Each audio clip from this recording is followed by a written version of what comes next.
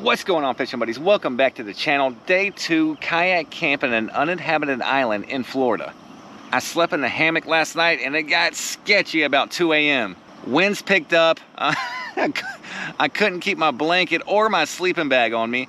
It was cold, but I roughed it through. I started moving around camp about 5:30 a.m. Winds are still pushing pretty hard out of the east. Definitely not good conditions for kayak fishing this morning. We brought zero food with us out here so we could catch what we needed to eat. We do have small things like oatmeal and granola bars and things like that, so I am gonna cook some oatmeal up this morning, get some protein, some energy, and wait for this wind to die down so we can get out there and catch dinner. Let's get it out there!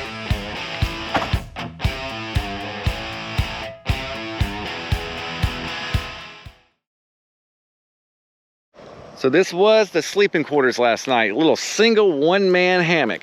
Super compact. I roll it all up and it's about that big. Perfect camping item for the kayak. I got this get out gear down blanket. Again, folds up super tiny. You can pack in the kayak. So I had this on and then eventually I went and got my sleeping bag and got in it and got in here too. With all that, the wind was blowing so hard out of the east, I was still cold out here, guys. But at 45 years old, sleeping in this is a lot better than sleeping on the ground in the tent. I'm using my tents for storage, basically. You know, to have a shelter for if it does start raining, to get all our stuff up and throw them in the tent there. We were able to pull in 2 redfish yesterday right at slot size. That saved the afternoon as far as dinner. We cooked those up along with a little bit of potatoes, basically ate and went to bed. Ain't much to do out here once it gets dark, because when it gets dark, it gets dark.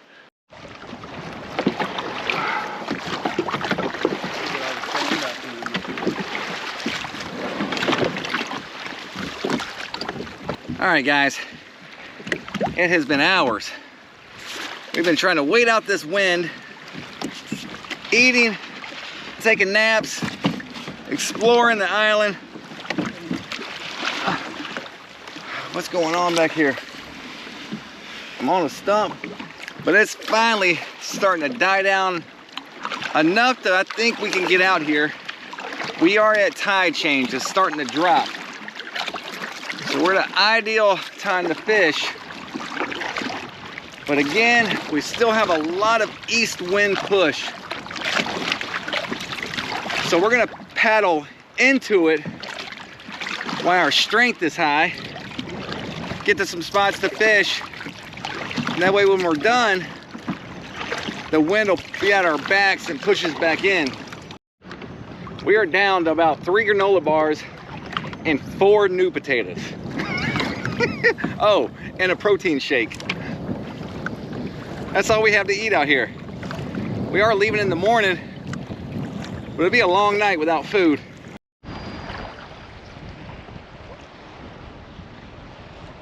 Brian's on. Brian is on. He is thrashing. Nice. Is that a red? Yeah. Oh, he looks a little small. He does. Guys, he is gonna be a little small. Great catch on that knock and tail De Niro. That's the 5-inch. That's the bigger knock and tail. I let Brian pick his bait. That's the one he wanted to go with.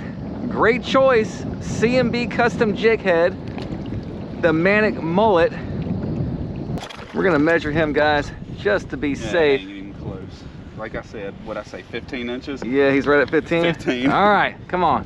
Where there's one, there's more. All right, here you go. All right, sweet. Let me go tell you friends about me. All right, guys, they are here, but as you can see, this current is treacherous, but I want to eat something besides granola. This is not safe. We probably have 20-mile-an-hour wind gusts that are coming through here, guys. Around this peninsula, that wind is just ripping around the point and blasting us. All right, guys, I've strapped on the White Hoodwink by Southern Salt Bait Co. Good old trusty white. See if that does the trick. All right, I'm gonna get right up in this hole. as close to land as possible. And it's got me out of the wind a bit too. Brian said he got dinner while I was over there changing batteries. Let me see this guy. Oh yeah, dude. That one's gonna make it. What'd you catch him on? The dinero. The knock-and-tail again. Man, keep giving you all my good baits. See if I got another one of those dineros. I don't know if I do or not. Yeah, buddy. I got one.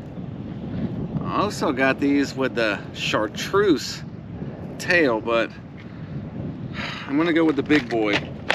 Brian's caught 2 on those.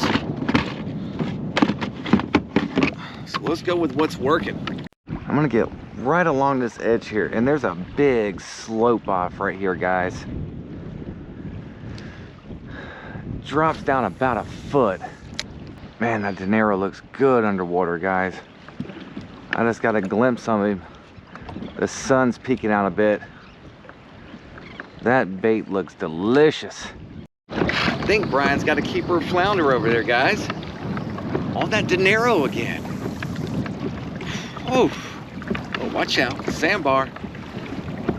We're about to go get a measure on this guy. Yeah. Hold on, I'm coming. That's a keeper. Let me see him, Brian. Oh yeah, dude. That guy is gonna keep. Nice. So a flounder will hit twice. A lot of times a flounder will hit your bait, you'll feel it, but it'll feel that it's not natural and spit it back out. But their natural instinct, if you jerk it again, they cannot resist to hit it again. So then they'll hit it again, and that's when Brian got him. So when he hit the first time, he hit that tail, where it was making sound. That flounder hit the tail, bit it off, felt that it wasn't a natural bait, but Brian jerked it again, and he hit again. And that's how he got him, with no tail. That knocking tail, that rattle in the tail drives him crazy, y'all. And he had them paired up with this C&B custom jig head, this blue, so we were matching the hatch, blue and blue.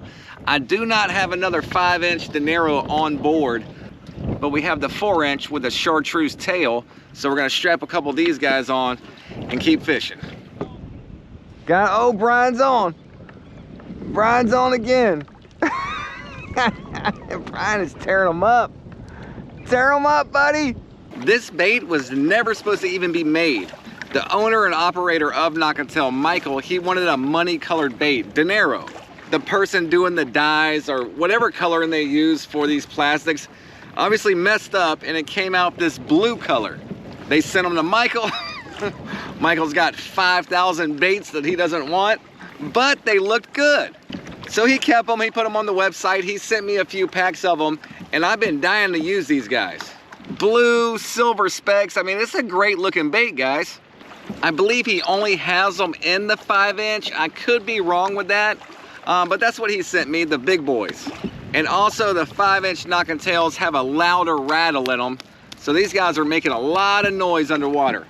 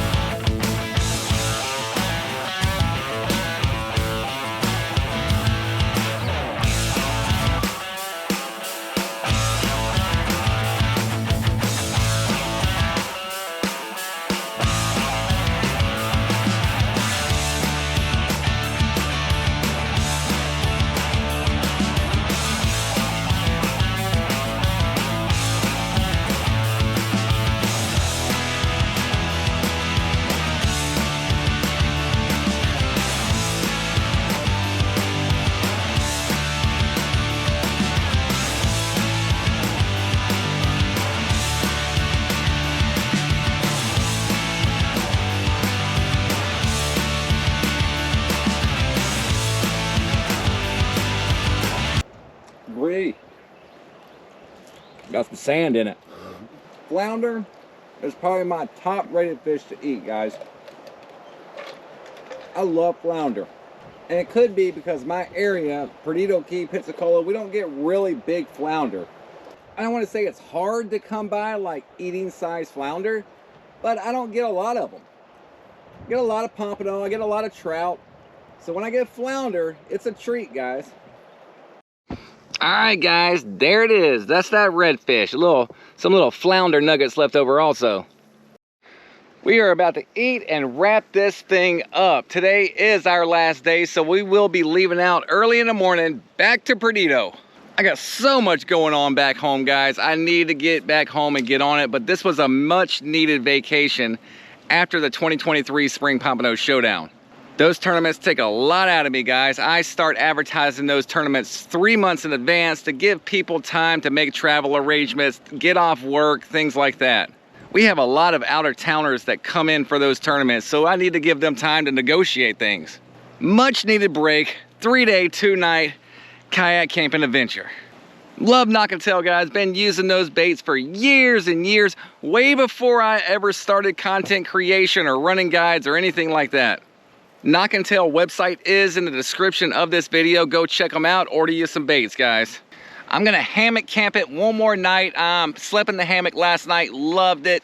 It got a little windy on me. It was kind of blasting me from the side, so I've repositioned the hammock so the wind should shoot right past me.